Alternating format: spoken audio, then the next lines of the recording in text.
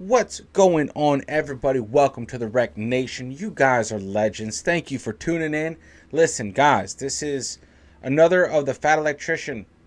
All right, in the Fat Electrician series, this is the last War Chief, Joe Medicine Crow. You have no idea how many takes it's taken me to say that correctly. For some reason, you know what? I'm just gonna leave this in. Whatever. Why do I say Joe Crow Medicine Show on one? I don't know why. It slipped out of my mouth. All right. Anyway, with that little bit of admittance out of the way, let's dive into this. There was a band, right? Old Crow Medicine Show. Right? Come on. Anyway, let's go ahead. Let's dive in. Let's see what Nick's got for us today, because this story honestly intrigues me. I saw this commented on Embrace the Suck 21, and I've seen it commented on this channel as well. So let's dive into it. Ready? Let's go. 3, 2, 1, fire. Of burning cedar and the singing of sacred songs, I came into the world. I was singing what? too. What? Did I miss that whole first? And I quote, with the go. incense of burning cedar and the singing of sacred songs, I came into the world. I was singing too, although they probably thought I was wailing. Today we're talking about Dr. Joe Medicine Crow, the last man to perform all 4 tasks to earn himself the title of War Chief, and he managed to do it all during World War II. But first, a word from today's sponsor. This video is brought to you by Ground News. Hold on. In all caps and in red, avoid using phrases like, quote, but first, a word from today's sponsor. Try to incorporate a natural segue into the ad. All right, you want a segue? I'll give you a segue.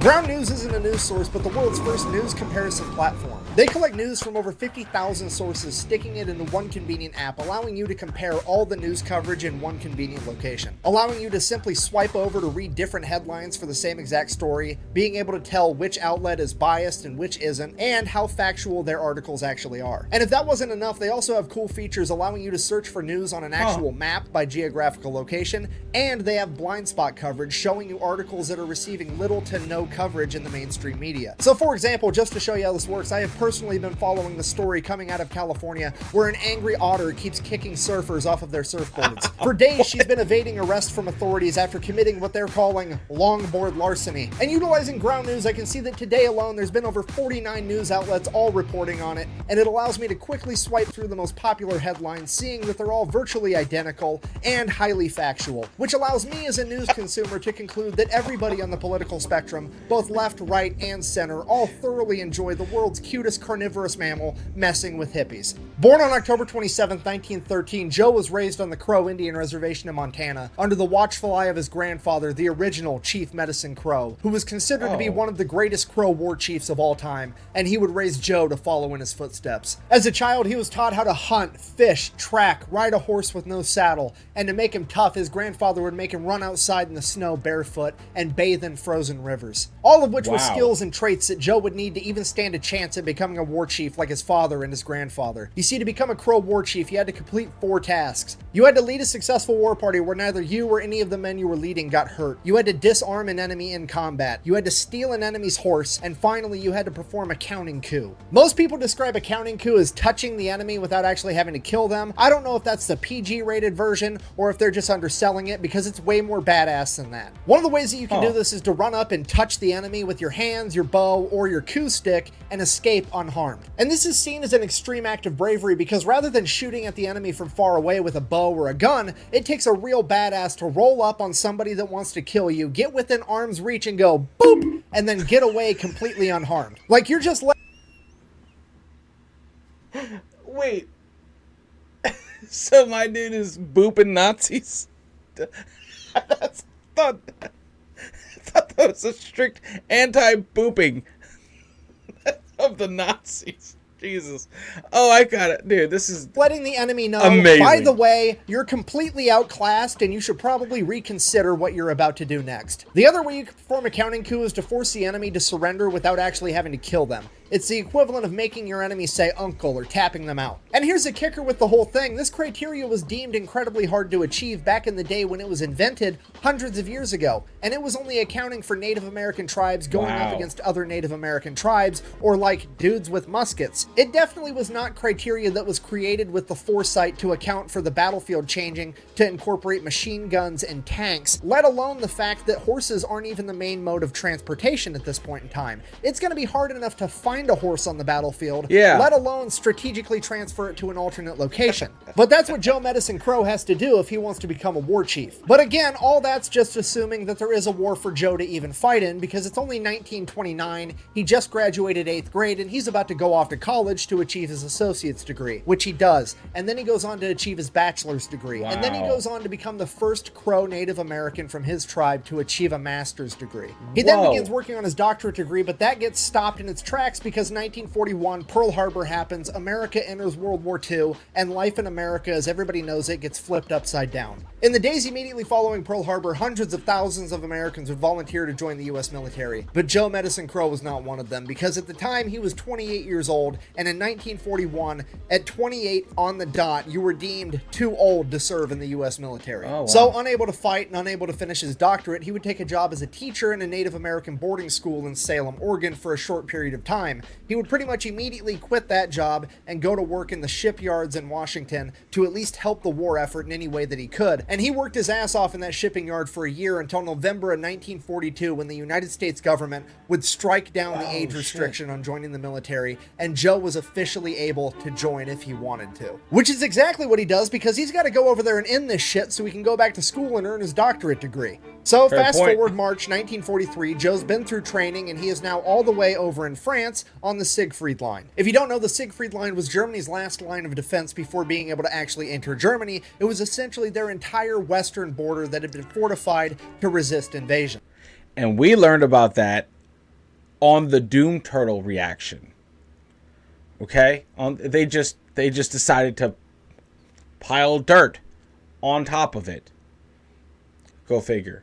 Man, this is great so far, man. This is great so far. The entire thing was covered with giant concrete spikes known as dragon teeth that made it impossible for tanks or any other type of vehicle to get past them. And then in front of those spikes were mines, and in front of that was barbed wire. And on the other side was German machine gun nests, mortars, and artillery ready to slaughter any foot soldier that tried to make it through. And Allied forces have been halted here in their tracks since August of 1942, but then in March of 1943, this new guy shows up. He's already got a reputation for being a badass. He's rocking Native American war paint underneath his fatigues, and he's got a yellow painted eagle feather underneath his helmet for protection. Surely this man is the main character. We're gonna see what he can do. So Joe's commanding officer pulls him aside and says, hey, look, if anybody can pull this off, it's going to be you. But I need you to take a small group of guys and a bunch of explosives, make your way through the Siegfried Line, find a German machine gun nest, and completely demolish it. That way we can get some construction guys in there. They can take out the barbed wire and the mines and the dragon's teeth without getting shot at the entire time, and we can start funneling forces in and finally break through this line. So on March 15th, 1943, Joe Medicine Crow would lead 7 other men through the barbed wire, through the mines, through the dragon's teeth, all while being fired at by German machine gun fire and mortars exploding all around him, and they would make their way to the machine gun nests and begin blowing up as many of them as they could. Because of this, Allied forces are finally able to break through the Siegfried Line. Joe Medicine Crow is believed to be the first American to set foot into Nazi Germany, and all of the men that he led into this raid were completely unharmed, meaning that Joe Medicine Crow had just successfully led his first war party, and that he had completed the first task in his journey to becoming the last war chief. Fast forward a couple months, Joe's entire unit's clearing out a small German town, and they're in the middle of a huge firefight. So Joe decides he's going to cut down an alley so that he can go and get around to flank the enemy. As he's running down the alley, he gets far enough down that he thinks he should be able to turn in and get to where he can find a good position to launch an attack. And that's when he turns into this narrow gate into somebody's backyard, and right as he turns into the gate, he collides helmet to helmet with a German soldier. It is now just Joe, this German soldier, and the firefight in the background. So Joe leaps forward, grabs the German's gun, throws it to the ground, raises his gun at the German, ready to fire. The German's standing there completely helpless, and for some reason, Joe's not quite sure why, he decides that he's going to throw his gun on the ground too, and they're gonna, and I quote, tear into one another. Wow. So they start having a good old-fashioned fist fight, and this German ends up getting the better of Joe. He ends up wrestling him to the ground and getting on top of him and hitting him. And finally, Joe would manage to roll him over, get on top, hit him a couple times in return, and then he would begin strangling him. This guy's entire head is turning different shades of red and purple and blue as Joe is quite literally strangling the life out of him. And in one last fit of desperation, he manages to buck Joe off just enough to be able to gasp out, "Mama, Mama." And for some reason, Joe said that this opened his ears and he decided to let the man go. So Joe hops up, grabs his rifle, and carries on to go flank the enemy like he had originally intended to. And at this point, he didn't even realize that he had just completed 2 more tasks to become a war chief. He had disarmed his enemy, and he had committed a counting coup by forcing his enemy to admit defeat without killing him. What? Which means the only thing Joe has left to do to become a war chief is hold on. What is it? What committed a counting coup by forcing his enemy to admit defeat without killing him. That was pretty cool. Come on, dude. Disarm an enemy and make him say uncle. Which means the only thing Joe has left to do to become a war chief is to find a horse and then steal it. I mean, strategically transfer that piece of equipment to an alternate location. I don't know what you're thinking. Good luck. You're not going to find a horse in the middle of World War II. This is the era of cars and tanks and machine guns. But honestly, you'd be wrong because the German military in World War II actually used horses a lot. So much so that the German military was actually blown away that when America showed up, they didn't have horses at all. They exclusively had motorized vehicles. And this was actually an early indicator to high up Nazi leadership that they were about to get their schnitzel kicked in. Because this highlighted the enormous gap in logistical power between Germany and America. America was creating enough motorized vehicles and refining enough oil, and then had the power to ship it all the way across the planet to provide for their entire military, and Germany couldn't pull that off inside of Germany, let alone across the world. Wow. Sorry, we're getting sidetracked. Moral of the story, there's horses, Joe has to find one, and he has to steal it so he can earn the title of war chief. So, fast forward a couple months, Joe gets sent out on a mission, being a scout, to scout ahead for his entire unit. So while he's out there by himself, he's looking through his binoculars, and holy shit, it's a German SS officer on horseback. So Joe, using what his grandfather taught him when he was a child, tracks and stalks this guy for miles and miles. And he ends up leading him all the way back to this farmhouse up on a little hill. And there's an entire SS platoon in there, 40 guys, and there's 50 horses in the corral outside. So Joe makes his way back to his unit, grabs his commanding officer, is like, "Hey, I found an entire SS platoon, let's go get them." So they move out an entire company at dusk, and they surround this farmhouse, and they're gonna wait there overnight with the house completely surrounded, and they are gonna attack at dawn, first thing in the morning.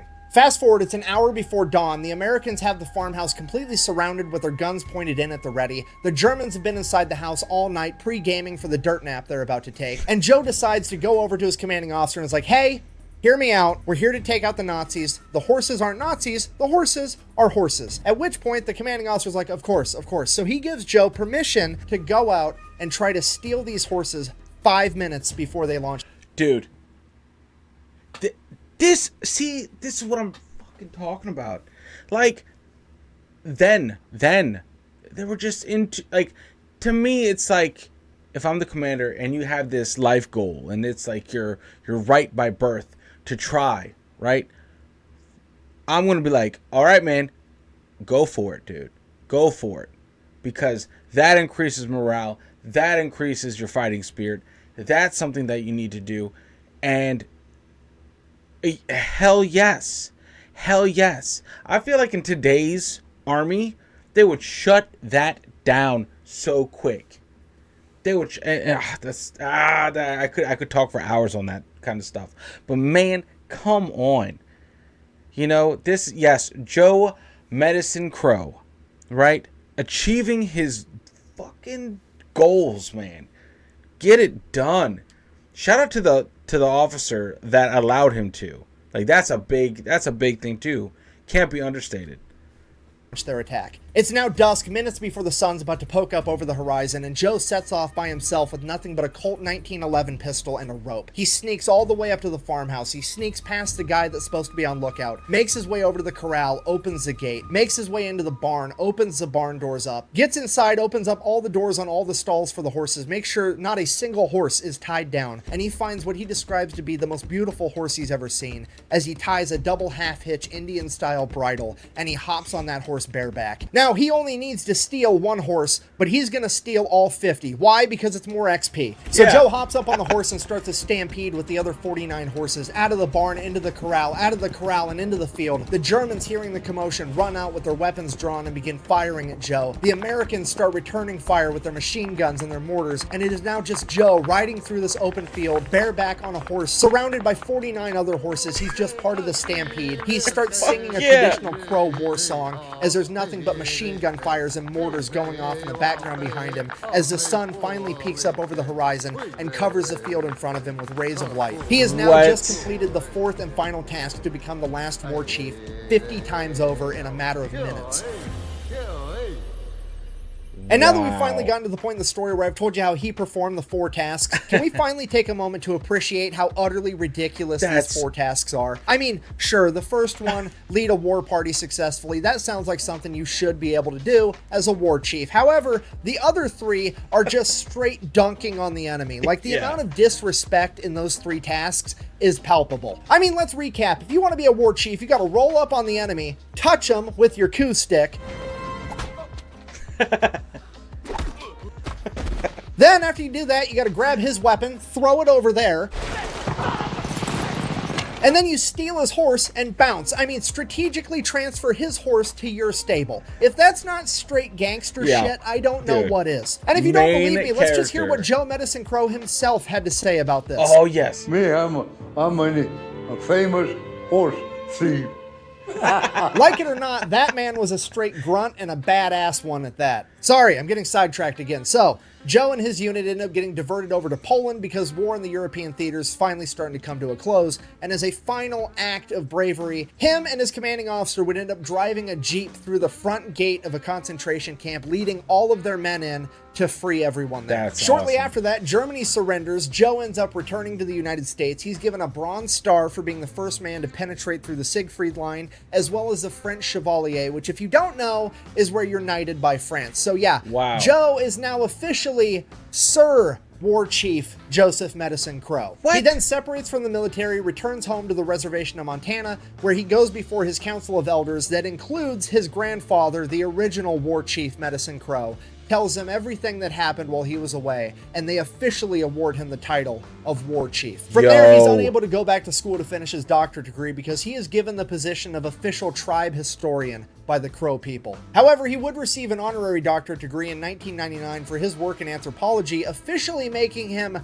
Dr. Sir War Chief Joseph Medicine Crow. This man has more titles than a used car dealership, okay? Awesome. He would then go on to live happily ever after before passing away April 3rd, 2016 at the age of 102. Taking with him the title of the last war chief. And I know what you're thinking, because I thought the same thing. Why has he got to be the last war chief? What if another young man manages to pull off all 4 feats? Well, it's probably not going to happen, at least not anytime soon, because it's proving to be increasingly harder to A, commit a counting coup in the age of machine guns, and B, find a horse on a modern battlefield. You see, one other man came extremely close to achieving the title of war chief, and it was actually Joe Medicine Crow's nephew, Carson Walks Over Ice. In an attempt to follow in his uncle's footsteps, he became a Green Beret during Vietnam, where he committed a counting coup, disarmed an enemy, and led a successful war party. He then proceeded to carry with him on every mission a rope, just in case he could find a horse, but he never did. But then one day, while patrolling the Ho Chi Minh Trail, he could hear rustling in the jungle off to the side. Something was breaking branches, and as he went in to investigate, it was a VC guiding 2 elephants that were tied together, using them as pack animals to carry guns and explosives. He dispatched the enemy combatant and stole both of the elephants. Upon returning home and confessing his war deeds to the Council of Elders, they would inform him that he would not be granted the title of War Chief because, as it turns out, elephants aren't horses. So in conclusion, come on! Oh my god, that's a technicality. But they're elephants aren't horses. Get out of here, bro. Get out of here. Elephants. Elephants. Dude, this man's lineage is legendary. What? Conclusion, the world is going to continue to have knights and sirs and ma'ams and lords and ladies and doctors and college graduates and anthropologists and grunts and brave That's warriors. awesome, man. But the world very well may never have another war chief ever again. But when we did, his name was Joseph Medicine Crow, That's the awesome, last man. war chief. Thanks for watching. Best way to Come support the channel is on. like, comment, subscribe. Go check out the I love that, Quack dude. bang out. That's awesome. I love that. Is this before he did his outtakes? And I quote. Yeah. Man, that's what I'm talking about, dude. What a legend. That makes me happy. That's just so, that's intense. I love that there's stories like this. I love that he finds these stories to tell, man. Like, I bet you could find this history, yourself, and it would take you a lot of digging and research. But I commend Nick for just going that extra mile and packaging this story, into a riveting story. That takes mad skill. And I hope to one day be able to just sit with this dude and have a chat and at least buy him a drink. Because, man, oh man, this dude is awesome. That takes some talent, man. Anyway, what'd you guys think of this? This was nice. I really enjoyed that. I really enjoyed this. Anyway, listen, as I said, you all are absolute legends. Thank you for rocking with me. Thank you for rocking with the channel. I know time is a precious thing, so I do appreciate your time that you spent here with me on this channel. Much love. Make sure you unplug and do something legendary, and I will see you all in the next video. Later, guys.